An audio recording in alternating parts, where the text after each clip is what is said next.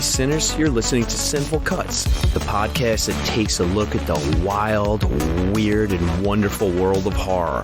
We take a deep dive into some of your favorite movies, possibly uncover some hidden gems. Sometimes we even get some stinkers. Thank you so much for joining us. We truly love having you here.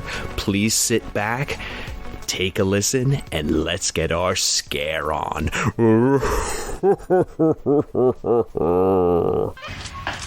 Thrill me.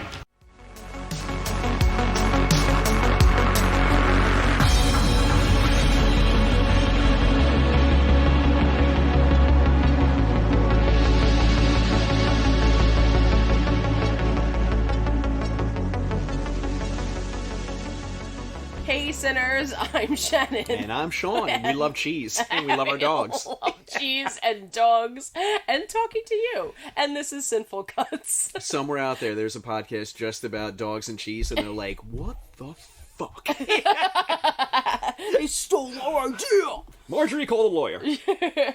So what are we talking about today, Sean? We're talking about Better Watch Out. Yep, 2016.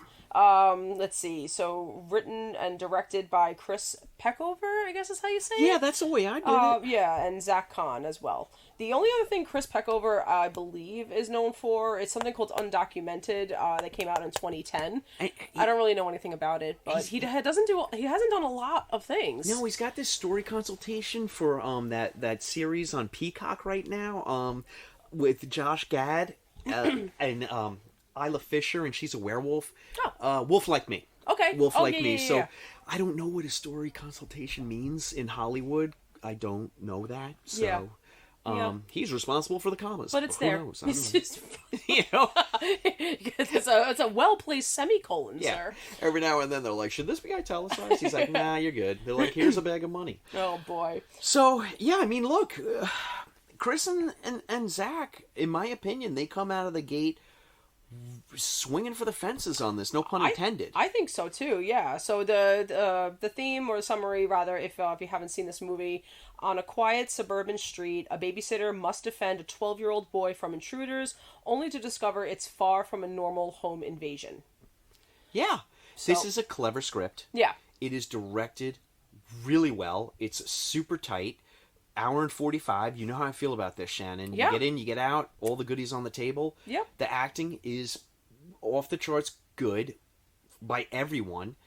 They're, Shannon and I picked this movie because it is holiday horror and we really do like it. I told Shannon I watched it again this week and I really had a bad time. Levi Miller is really good. Really, really good in this movie.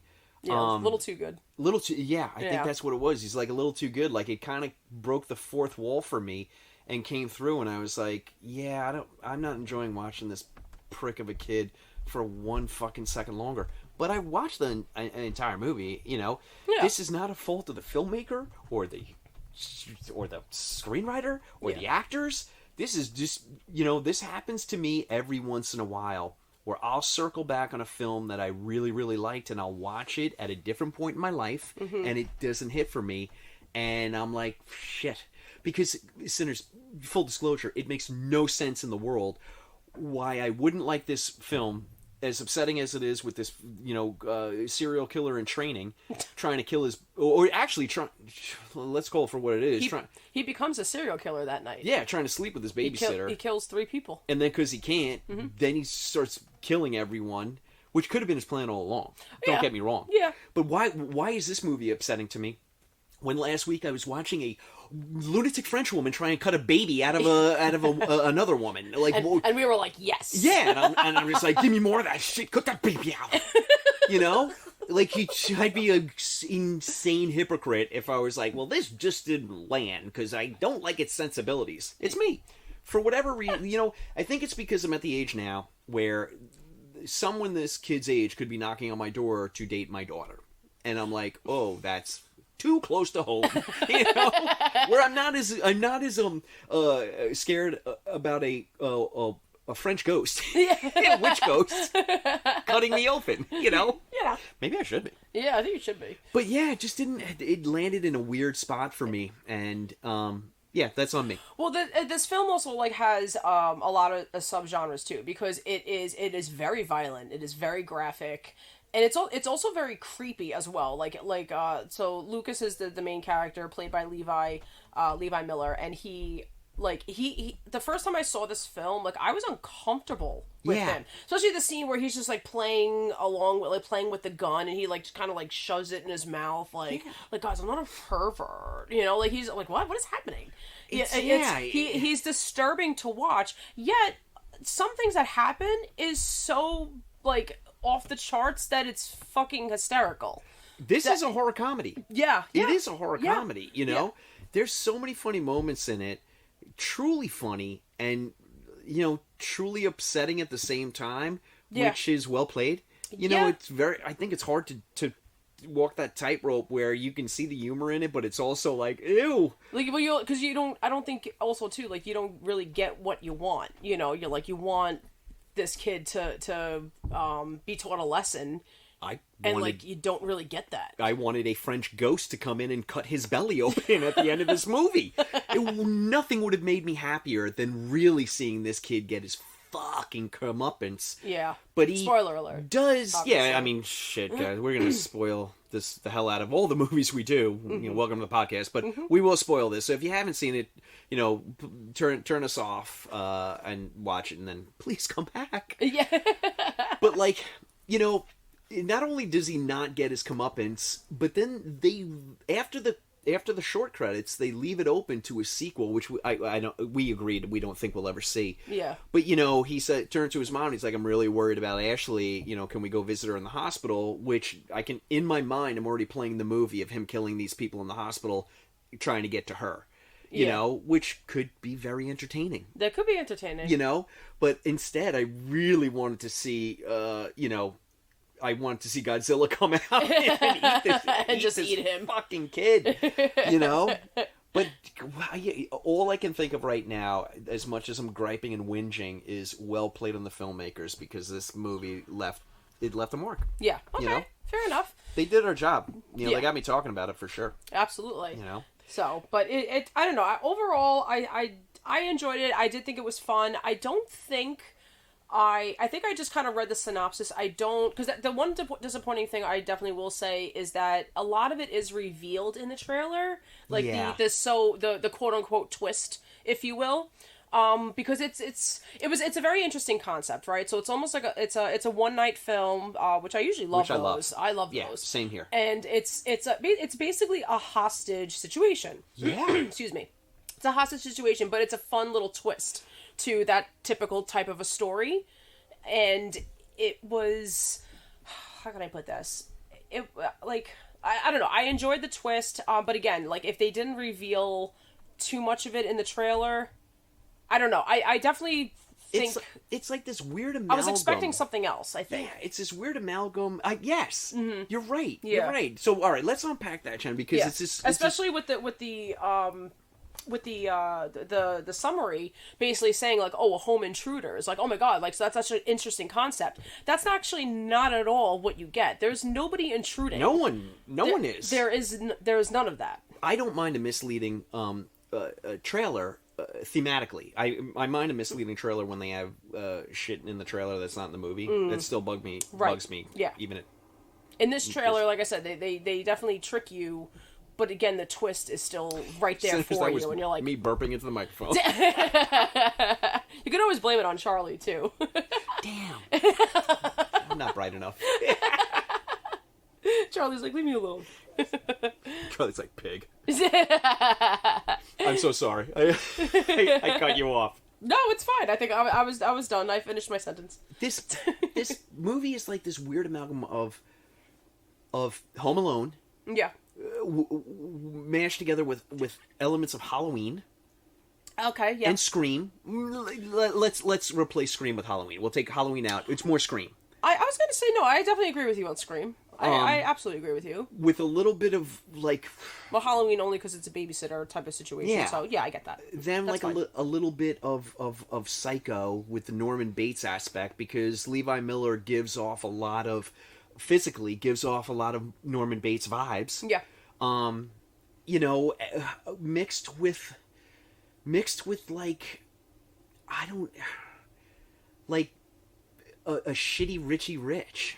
Okay. You yeah. know, like yeah, an yeah, entitled little prick who Yeah. always gets his way. Yeah. I think if Richie Rich was a a sociopath. psycho was Dexter, Yeah. but not cool Dexter. Oh yeah. Shitty Dexter. Well, but he's also very adolescent. Dexter's brother. He's yeah, but he's also very adolescent. He's supposed to be a 13-year-old, 12 to 13-year-old With kid. those like impulses. Yeah, And lack of at the time, I'm almost positive. I'm pretty sure in the 2-minute clip of Chris Peckover's interview that I found, he talks about finding who can I find to play Lucas, because he wanted him, because he needs to be the baby, the kid, so Yeah. like he needs to be a young age. he needs to come off initially as very vulnerable and needs protecting until it's the wolf in sheep's clothing. Right. Yeah. Because he needed to be this age, 12 to 13, because he needed to be old enough to execute, what he ends up doing, but also young enough to, I don't want to say not necessarily not know better, but just, I don't know. But like you said, like a serial killer's origin story, if you will. But so Levi Miller was 13 at the time Oh, okay. of making this film, and he's like, I couldn't believe my luck when I found a 13-year-old kid that, like, he after, like, when he explained what his character was supposed to be, he understood the assignment, and I agree with him, because he was very good. uncomfortable to watch. I don't know that I've seen him. I know that he's very popular, and I know he's in other things. I have not seen him since this movie. I know he looks completely different now. Yeah, he should be like 21 years old now. Right? The last thing he even actually no, I'm sorry, he did Pan first. He was Peter. He was Peter Pan in Pan. All right. Yeah. So, Okay. but that was the year before this movie. So, And here's a crazy thing: Olivia DeJonge and Ed Oxenbould were both in The Visit, Shyamalan's The Visit, the year before. oh, okay. Yeah. Oh, by the way, everyone in this movie is Australian. It's Australian production. The only people that weren't are The Virginia director. Madsen and Patrick Warburton. And the director, yeah. Oh, and the director's not Australian? No, I don't think so. Oh. He didn't sound Australian. Again, well, Sinners, just peek behind the curtain. Shannon and I combed the internet for information on this movie and interviews. There is a behind-the-scenes making of, which is the only thing that I could find. There's not a lot on this movie. No, there's not a lot at all. It's the crazy thing that its popularity and its cult status is growing exponentially. There's just nothing that we can find to be like, hey, let's talk about how you thought about, the Home Alone scene with the paint cans, and let's talk about, there's just nothing out there, so we're not going to make shit up. You know, I mean, we'll have our opinion on what we liked and didn't, but typically at this point in the podcast, we are inserting a lot of like supplemental stuff to back up our wacko opinion. And just basically, and just like maybe having assumptions here and there, which I don't necessarily like to assume, but in this case, you're not going to get any of that. No. This episode, so you're stuck with our wacky opinion. I like. You and I are on the same page. We like a siege movie. We like a one set, one night. You're in trouble. Contained location, all that stuff sings for us. Yes. Love the concept of the movie, how these two dumbasses are going to try and somehow woo the babysitter. The friend's helping him out to a certain degree, but Garrett's got his own kind of thing. I was going to say, on. I want to talk about Garrett in a minute when you're done, because he's a confusing character in a way, because he's a bit of a, well, you finish first and I'll go into it. Well, like, you almost feel bad for Garrett. You certainly feel bad for Garrett with the way his demise. Yeah. Because he's finally helping Ashley get out. Yeah. But I'm getting ahead of myself. He's kind of like he's like a flip flopper in a way. Like he goes like, yeah, this is a great idea. To no, I'm going to be the voice of reason, and then Lucas is just kind of like, fucking do it. And he goes, okay. Well, he's like, I don't know. Like he just goes along with it. You see this dynamic. I mean, it's a real dynamic. You've got two friends, and one's the follower and one's the leader, and the follower, of course, thinks that they're on equal ground until shit starts to go sideways, and then he does what followers do. He follows along. Right. Then the second that he makes the one decision where he's actually going to be the leader, he gets killed for his troubles. Right. Where he actually steps up and he starts to do the right thing. But all along, like he's trying to be like I'm too cool for school and I'm raiding the medicine cabinet, and I want to get stoned, and like he's that kid, and he probably looks at holy shit, what is Levi Miller's at Luke? Luke, as if like you're a fucking. I think I keep calling him Lucas. I could have sworn that was his name in the. I think the parents are calling him Lucas though. Oh, maybe. Okay, all right. So like he's probably looking at Luke like, yeah, you're like the you're fucking Vineyard Vines head to toe, J. Crew kids catalog. You're a fucking square. I'm the cool guy. Like you could tell that they have their own interpretation of who they are, but they're friends. Yeah. But Garrett falls quickly into line once Luke starts escalating the situation and beyond reason. He sees him for like I guess who he really. Oh, yeah. Might have always been. I mean, it's like Luke finds the zipper at the back of his neck, and it's like, zip, here I am. And the one interesting, the most interesting thing for me at this point with this movie is, was this Luke's plan all along? Was he delusional and thought that he was going to sleep with the babysitter that night? Or was that just a cog in the wheel of this plan to kill people? And to kill the people he doesn't like. No, I think he definitely had a desire to be with her. No, that is okay. You're right. I right. absolutely think I do think he wanted to be with her. And again, he's at that age where you're like, you start having these feelings. This is when like sexual desires is on your mind, and it could have started long before that. Again, you're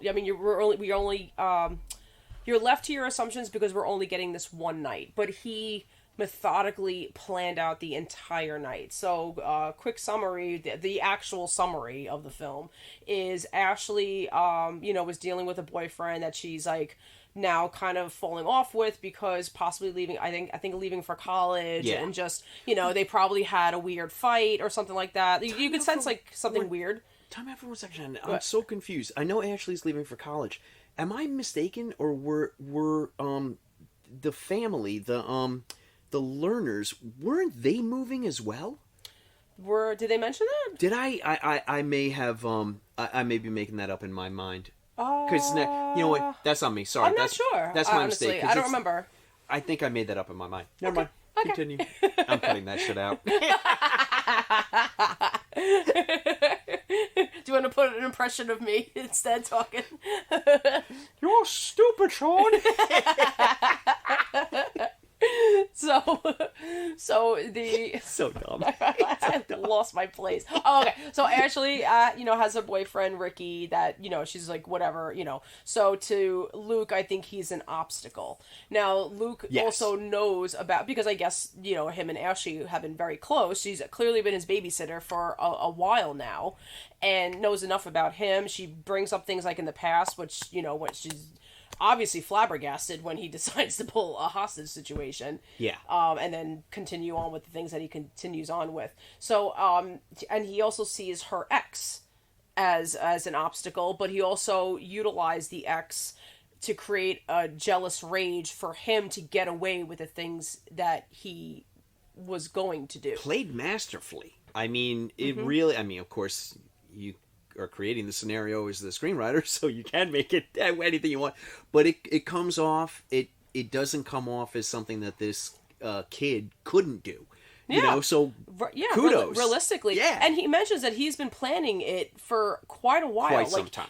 So like when everything gets executed and literally works out to Luke's advantage, you're like, okay, like in one way I can see people like in a million years that would never happen, like, because I played with that a little bit too, like would he actually fucking get away with it in today's world with our fucking, because this is a modern, probably not, this was a modern day film, so the phone still exists, there's cameras everywhere, there's there's these people have families and whatever, like they could have mentioned like, oh yeah, I'm just gonna stop at this little kid's house. I think in Luke's viewpoint, he absolutely will get away with it, his viewpoint being that of a 13-year-old child, right? But he's done a crackerjack job of making everything look thorough, and as it happened, but there is going to be some sort of forensic done on these corpses and the crime scene, and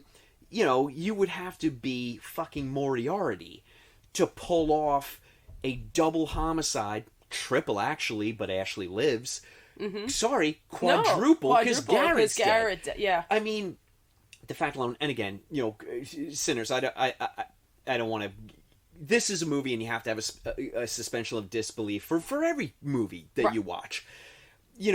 Just watching fucking stupid CSI, I know for a fact that they're going to do a paraffin test on everyone's hands and see who fired a gun, and they're going to find out that he fired a gun, and he's caught. You know? and the fact that his alibi is I took an Ambien and was asleep. Yeah, that shit might work for like your Fitbit alarm. I don't know that it's going to work for a toxicology. 2 shotgun shells. Yeah. Oh, yeah. So, but anyway, we could pick this damn thing apart. Just like, yeah. One scene I definitely have to nitpick. So he gets Ricky to come to the house, right? And can I just say that everybody's obsessed with Ashley? It's like almost like there's something about Mary, yeah, right? Because he comes right. They like, oh yeah, I'm babysitting. Oh, I'll come right to the house with flowers. So, but whatever. Anyway, everybody loves Ashley. But Rick's death. So I go back and forth with this scene because I do think it's an epic scene. I think it's hilarious, the term of, are you home aloneing him? Yeah. Are you home aloneing him right now? So obviously, Sinners, a majority of you, I'm sure, have seen Home Alone. So everyone has always discussed the scene with the paint cans being thrown on a rope as a pendulum and hitting the guys in the face. And, they get, like a bruise. It's a cartoon, yeah. Where in real life, they're like, that thing would smash your face. Daniel Stern in Home Alone also gets electrocuted and turns into a skeleton. Yes, and then turns back. It's the best scene It is. I've ever seen in my life. Me and my dad love to mimic that scene. Wait, time out. Only to possibly be outdone, but maybe equally to be matched by planes, trains, and automobiles when they're driving down the road the wrong way, and both Steve Martin and John Candy turn into skeletons. Yes, I forgot about that scene. We're doing a whole month of skeletons. Nice. So I'm so sorry. Please, no, go that's ahead. fine. So he pulls, like he has a 2-story house. And Ricky, he's, tied to a chair, or duct taped to a chair, and he pulls him, basically to a portion, like, right underneath the stairs, where he prepares the, rope and paint can that he's going to test the Home Alone theory, if you will, because him and Garrett and Garrett's like, you win, like they were, it was a friend argument that they had, a debate rather, that they've had probably for quite some time. So he decides to execute this. Now, granted, this, in a horror film, you want things like this because you're like, yes, this is going to be great. Yes. On another hand, when you watch it, like, happening, because Ashley gets free, Garrett is right there saying no, but then again goes along with what Luke is asking him to do, so he follows and blindfolds Ricky and whatever. And Ashley grabs a gun, turns out to be not loaded. So, so that was her scene that, like, oh, I can't stop him. And I'm like, you could have stopped. You could have grabbed the paint can. You could friggin' tackle Ricky and could've get moved him. the chair. Could have moved. Yeah. You could have grabbed the You paint could can. have done anything else other than you could have pushed the paint can out. Like, you could have done anything except stand there. I know. And on top of that, we don't even see the initial impact. No. We barely actually get like we barely get what it looks like. He doesn't even topple over. That's your gripe with it. Yeah. I'm like, yeah.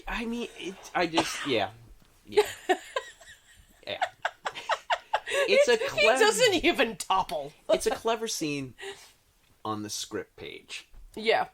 And it's a fun scene to watch in the movie, but then you're like, well, this is fucking stupid. Yeah. Yes. Because, it just... Again. And also, Ricky is not... He hasn't been bitten by a spider and is paralyzed. Even with a blindfold, he could put his head down and be like, I'm not gonna lift. I'm not even with this fucking movie. Fucking So better watch out. Yeah, should have watched out. Here's the greatest thing. I actually told someone to watch this on Threads this week. Courtney, No, I still think you should watch this film because I don't know. I appreciate this film for what it attempted to do. Courtney from the UK, this one's on me. Sorry. My next suggestion will be better.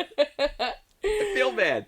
So let's move on to the next one. So now we have Jeremy. All right. So that was played by what is it? How do you pronounce his I was first going to name? ask you, Dacre? Dacre? Dacer? It's Dacer or Dacre? I don't know. Strawberry. Why are you making me say it out loud and now I look like the idiot? Dacre. You know it's George. You know it's like, oh, no, it's pronounced William. So how about I call him Mr. Montgomery? Thank you. Well, just call him Stranger Things. That's his proper name. His name is Stranger Things. He was Billy. He was Billy. It's true. We're really on a Billy kick. We are on a Billy We kick. are just... Sinners, if you heard our Gremlins episode, you'll know that like we have a weird thing now going on with all the Billies. What's up with Billy? Horror movies love a Billy. You look. Yeah, I guess so. And I love them for it. Yeah, so Billy... Shit. Nope. Dacre. Fucking Stranger Things. What is this guy's name in the movie? His name is Jeremy. All right, Jeremy. So, Jeremy. So now, okay, so I wrote in my notes. So Jeremy was the ex-boyfriend, gets coaxed into coming into the house because he thinks Ashley texted him. Yes. But, obviously it was Luke who texted from her phone. So I wrote, he didn't deserve to die, but he was a tool. Oh, totally. There's not one likable character in this movie outside of... And I Ashley. feel like... Oh, I was going to say, I feel like you're going to tell me I'm wrong. Ashley. And the well, I don't know about so much the mom, but I liked Luke's The dad. mom was nasty. Yeah, she makes fun of the dad for possibly being gay because she didn't like his tie, and she doesn't like his home decor. Yeah. And that was Patrick Warburton. Yeah. Yeah, I love him. He's the best. Yeah, He's so the best. besides him and Ashley, yeah, not many people are very... Well, I mean, I don't think you get to know Ricky too much. So, No. to be fair, so Ricky could have been cool. Like I said, you're not really too sure what was going on with him and Ashley. I think Ashley was preparing to leave for college and was being realistic on maintaining a relationship. Yes. Being far away. Like, Yeah. we're, like that's, I don't know, which is a real thing, like that's, I feel like a lot of people have experienced it, maybe have stuck with their love lives and maybe have made it work. It doesn't always work for everybody. It doesn't work. Don't do it. I can't say. I can't say either. I'm totally kidding. I'm sure it works all the time. It works in every rom-com. Well, okay, then there you go. Although initially it doesn't work. Oh, that's right. But then it does. It always comes around. Okay, After they make Christmas cookies. I've got some problems. After he closes the Christmas tree farm. Yes. And then saves it from the gremlins and saves Santa. She quits her high-profile job in the city. And becomes a farmer. Yep. Or opens a bookstore. Yep. Or either one. Look, I don't know why we're making fun of it. All those things sound incredible. I know. And I wish they happened in my life. All right? I'm just jealous. Okay. Yeah, so Jeremy's, I just think it was just a little frustrating that he just, like, falls for it, he writes the note, which later on Luke was going to use it as a suicide note, right? This is a good first watch movie. It's just a good first watch movie, because you're like, oh, that's clever, oh, that's fun, oh, yeah, oh my gosh, and okay, it's not a second watch movie, because then you're just like, oh, that's total horseshit. This is a bullshit-a-thon. Yes. It's just, it is. I mean, it's just hard not to, because you're like, oh, that wouldn't happen. I believed it the first time, because this was a fun first watch. Yeah. It's just not a second watch movie. Yeah, I agree. I agree with that. I think in the beginning of the episode, I told the Sinners that we're going to watch this every Christmas. That was a lie, Sinners. I'm not gonna do that. I don't have to go back to this one for a long time. And, like, it just, like, when Levi is like, I'm gonna make you guys have sex, like, it got weird real quick. Yeah, like, that's what I mean. He was very creepy. I mean, it works in the one. It works in the concept of now Garrett is like, "Whoa, this my friend is really fucked up. Like this has gone way beyond." Yeah. So that helps his character motivation.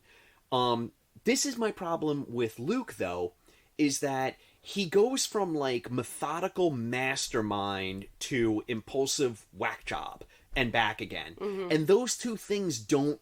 They cannot be. So Convincingly, I should say, for me. In a way, I find myself even like whatever gripes I have with the film, in the storytelling or whatever, I find myself actually forgiving that because of his age. Okay. That's the only That's reason fair. why I go, yeah, like he's like a sociopath, but then all of a sudden he's like bipolar. Well, he'll like flip out, like, Garrett starts smoking weed in the house, and then he immediately freaks out, like, my mom's gonna kill me, why are you stinking up the whole fucking house? And his excuse is now I've got to kill someone to cover that up. Yes. I mean, it's, yeah, you're right, though. I have to put it in the context that this is a 13-year-old kid with 13-year-old kid impulses and decision-making skills. Like he methodically planned it out, and it happens to be going along the lines his way, but there's definitely still things, especially something like this, that are going to go wrong, and now he has to get, he's going to make mistakes too. Yeah. Yeah. It's just like, it's just really, it's jarring and disturbing because he kills Ricky, he kills Jeremy, he kills Garrett. Yeah, which I would say that was probably the most upsetting death, because that was his friend. Again, Garrett, like you kind of want to choke him a little bit because he's going along with this shit. Well, he is and it was supposed to be now his an best friend. accomplice to. I mean, no matter. Let's just say Garrett freed Ashley, and she gets away. That's great for Garrett that he did the right thing, but he's still going down as an accomplice to a double homicide. Right. But I will say the one thing that Levi Miller has fucking nailed is the prepubescent squeaky voice. Oh yeah. I mean, when he I was wondering if that was like real. real or not, well played. Yeah. I mean, it really goes. It's such a piece to his character that he is just. It shocks you back into, oh fuck, this is a kid. Yeah. This is a lunatic. Especially when kid. he's yelling at Garrett, like, "Look at what you made me do." Yeah. Like that his. Yeah. You know what? This is my problem with the movie is that it wants to be a horror comedy, but then it does these things that weigh it down. Where I'm like, I'm not laughing anymore. Yeah, it definitely stuck with the dark comedy, right? Because it does have those elements in the very beginning, right? You get like those typical jump scares. There's a lot of jump scares. So it's and especially with the Santa thing, like I had to Spider. Little callback to Home Alone. And another one. And that was a real one, by the way. It looked very real. That was a real spider. Yeah, and Olivia de Jong apparently like fucking hates them, but she was like, apparently like the director was going on like, oh no, man, I don't know if we could use CGI spider. It's so much money. It's out of the budget. I think in his head too, he was thinking it was going to look terrible. So he's going on and on about how much money it's going to be to make it into the movie. So she just goes, well, how about you just put a real one on my face? And he's like, seriously? And she goes, yeah, if it helps save you like a couple bucks, yeah, I'll do it. And that's so well played. Well played. Because spider on the face, that's not fun. Yeah, I mean, I love spiders, but I don't want it crawling on my face. You want to check out something this week? Go on. I think it's on YouTube, but just Google Sydney Sweeney spider bite. She posted a clip. There's a scene in her new rom-com coming out with Glenn Handsome Face. And Glenn Powell. Glenn Handsome Face. And there's a funny scene with a spider where she pulls the spider like out of his boxer briefs. But there's of course a scene where it crawls up her arm and the fucking spider bit her. And you see her reaction. She's like, ow, ow, ow, ow. And then she starts screaming, he's really biting me. Because everyone thinks she's acting. Oh my God. When she's going, ow, ow, ow, ow.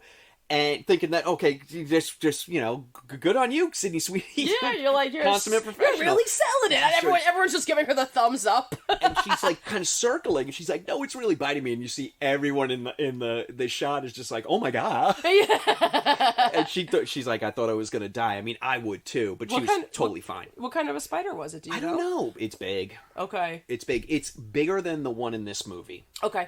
It's not a tarantula. I mean, I think they're in Australia, so Tell me it's one of those.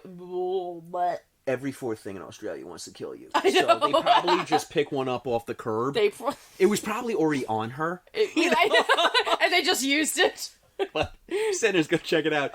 My heart broke for Sydney Sweeney. She's absolutely fine, and you know what? I think she has spider powers now because she's in Madam Web. So she got a great job, and it made her even more glowing and gorgeous because that's what she is. And there you go. This movie is almost the rom-com that's coming out is almost too uncomfortable to watch because they're too good looking. Oh.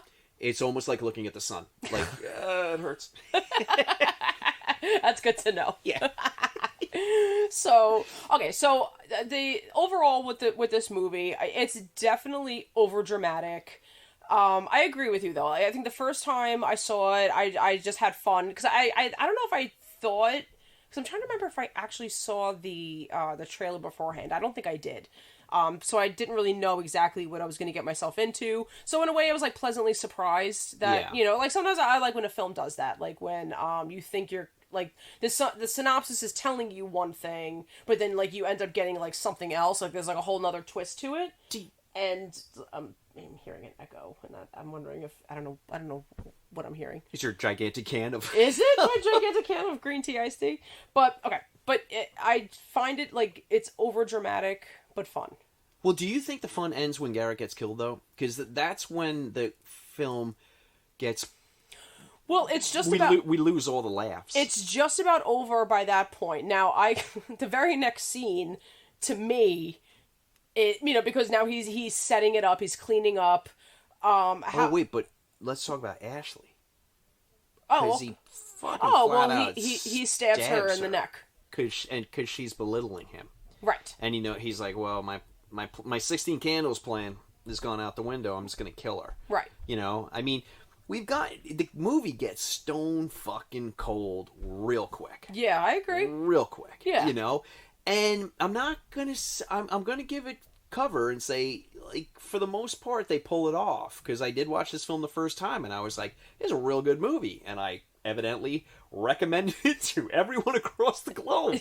But now I'm just like, yeah, it just like it doesn't land for me now because that shift from we're having a good time, and this is a horror comedy, and some horrific things are happening to like. Garrett, the last thing he says before he gets killed is, I want my mom. Like, it's just you're like, oh, it gets uncomfortably real. Yeah. And the way Levi Miller stabs Ashley, where he's not even looking at her, he just like, he's looking away, and he just like, you really hear like the fleshy thunk. Yeah. It's just like, prick, man. I want my money back. I want this kid dead. The thought of him getting caught is not enough. I feel like this is where the film failed, because it's completely up to the discretion of the director and everyone involved to have ambiguous ending.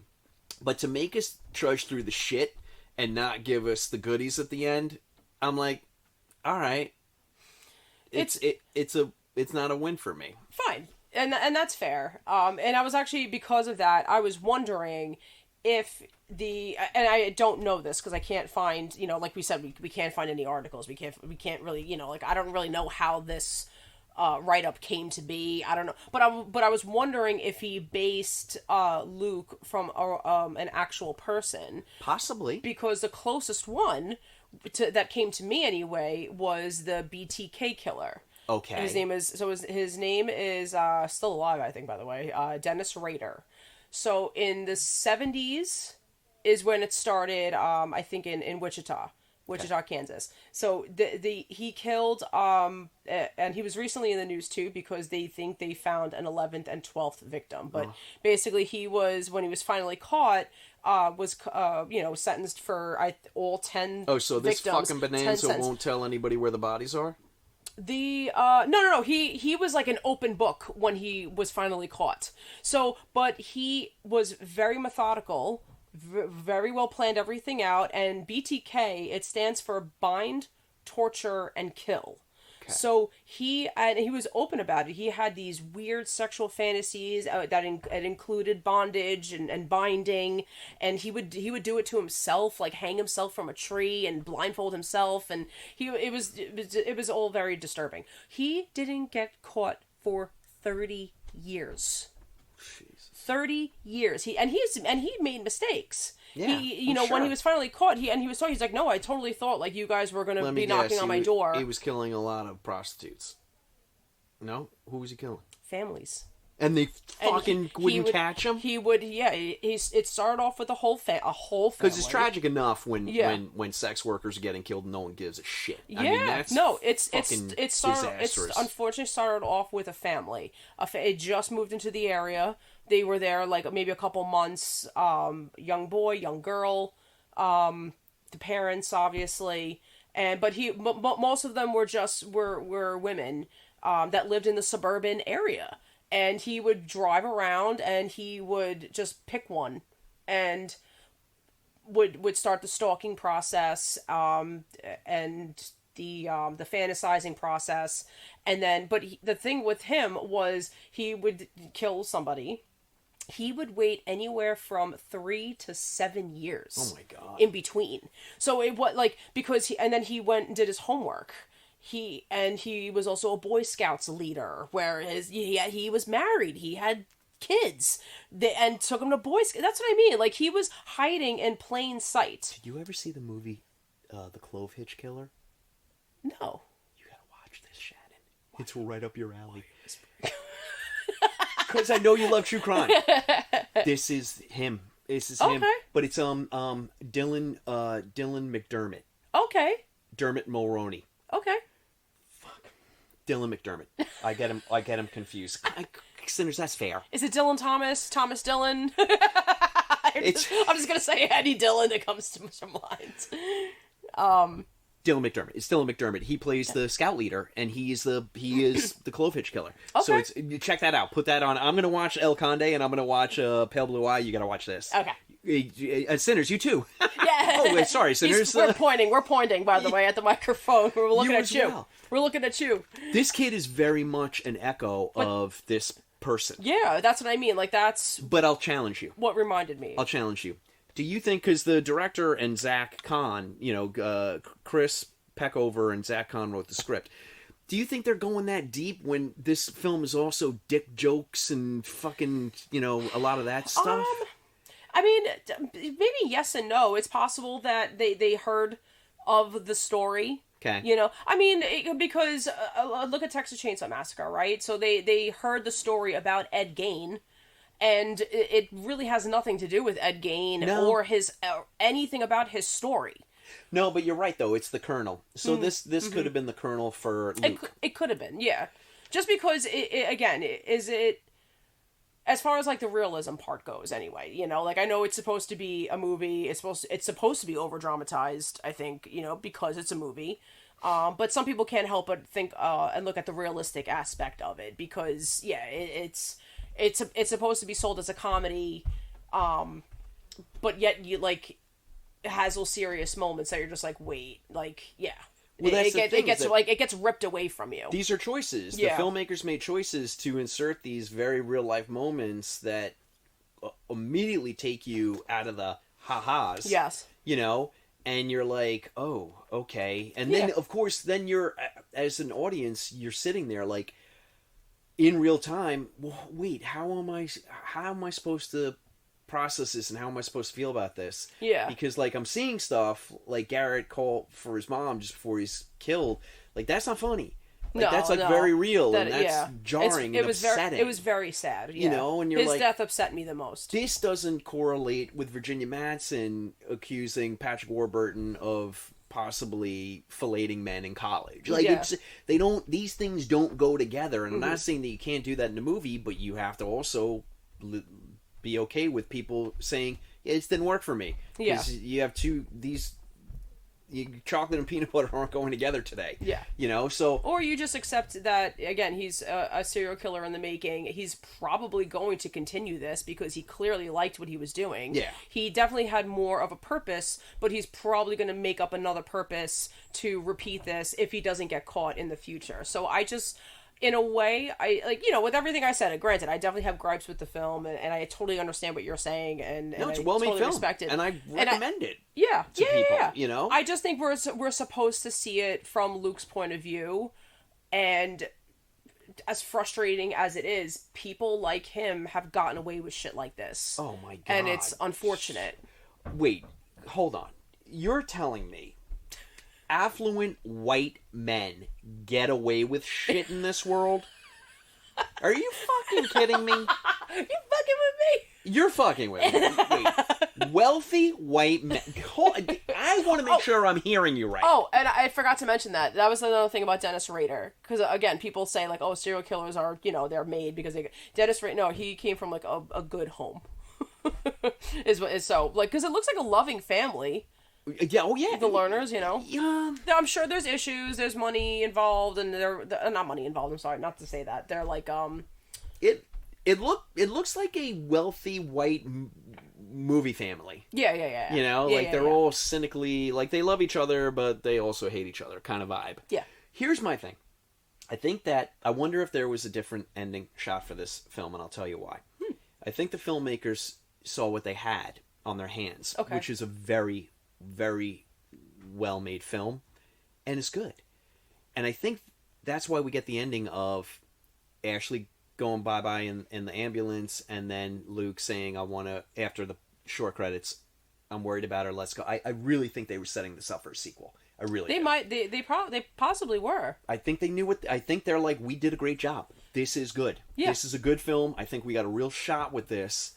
It didn't land, though. Just I mean, financially. Yeah, maybe. It didn't land financially. It could have been a number of factors, none of which I know. Because I told Shannon, it's like this film was made by the CIA. There's nothing on it. No, it's so bizarre. It's not even... IMDb has, like, 3 things on it.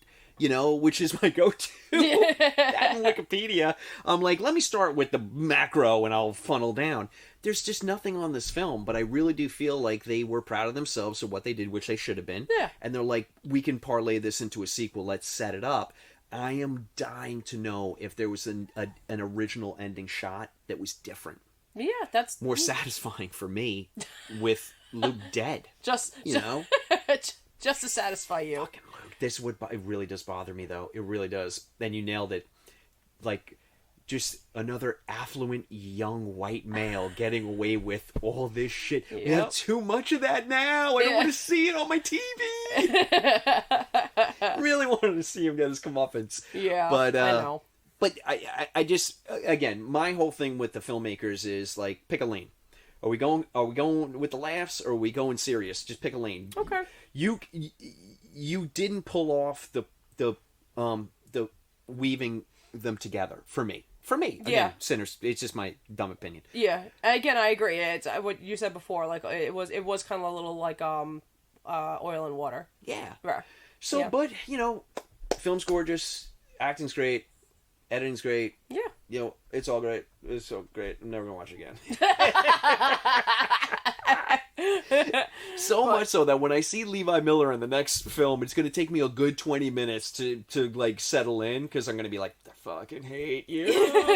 You should have died. Which it just shows he did a great job. Yeah, I agree. Yeah, you'd love to hate him. Yeah. Yeah, so I thought he did I thought everyone involved like just did a good job. Like Bang up job. Yeah. Bang up job. Yeah. Guess what Olivia... The execution isn't their fault, you know. No, not at all. Yeah, no, yeah. not at all. Again, the filmmakers made their decisions. They're entitled to it. They did all the hard yards to get this movie made. It's theirs. I just would, you know, it just didn't land for me with the chocolate and the peanut butter. Yeah. This time, you know. Yeah. I get it. Olivia DeJonge was Priscilla Presley in Elvis this past summer. Oh, look at that. Yeah. Oh, good for her. I did not capture that. And then I had mentioned Ed, that Olivia and Ed were in The Visit. The Visit, have you seen The Visit? Yes. I liked it. I liked it. It's like lot. small Shyamalan movie, which is kind of bizarre to say, but it is a small Shyamalan movie. Yeah. And it worked really, really well. Maybe he should make smaller films. All right, that's it. Fucking Better Off. I just said Better Off Dead. I wish we did John Cusack's Better Off Dead. That would have been great. Would have been so much happier. Oh, Lord. This will be not the last episode of 2023. That'll be shortcuts. This will be the last full episode. So, Shannon, is anything you want to say to our listeners in our full episode before the end of the year? Merry Christmas or Happy Christmahana Kwanzaa. Yes. Or to all of you, and Happy New Year. Or just Happy Monday if you celebrate none of those. Yes. You got a day off. Yeah, there you go. Well played. If you're a Jehovah's Witness, maybe. Yeah. Yeah. Happy Monday, Tuesday to Happy you. Monday. Don't come to my door. I'll be busy that day. I might be out doing something. But I know if you're like me on January 1st, to me that is a National Twilight Zone episode. Hells yeah, all girl. day long. What are you, nuts? I love that tradition for me. They are on, I want to say Paramount Plus. He's got Mad Fingers. Yeah, going. I got Mad Fingers right now. I don't want to give the wrong streamer, but I'm pretty sure it's Paramount Plus. I just watched The Monsters Are Due on Maple Street. Ooh. Oh, so good. But you're absolutely right. My hangover's a little better these days, New Year's Eve, than when I was younger. But that was always a bacon cheeseburger from the diner. Nice. With fries, because diner's the only place open. Yeah, so, true, yeah. You get that, and you just, a big, 2-liter of Coke, and you just sit and you watch Twilight Zones, and you just let that soak up your hangover. Yep. And it's sit even in your pajamas all day. It's even better if it's snowing that day. Even raining, I don't give a shit. I just want to be on the couch. Yeah, because I'm not going anywhere. Oh, I can't wait. All right, so sinners, we blathered all love for you guys on our official last episode of this season, which will be shortcuts just before the end of the year. But as always, I just do want to say we just love talking horror movies and just absolutely adore having you here, and I hope you're enjoying yourself. Yeah, that's it. We look forward to 2024. We got some fun stuff for you. Shit, we've already got a half dozen movies. Yeah, we do. Because we can't be stopped. We cannot be stopped. No, we cannot. And to the horror community out there that we support and supports us, let's just drink up all those scares in 2024. Mm-hmm. Happy New Year, everybody. Yay. Yay. Well, you got to take us out official. Oh, yeah, that's a cut. Blah, blah, blah, blah.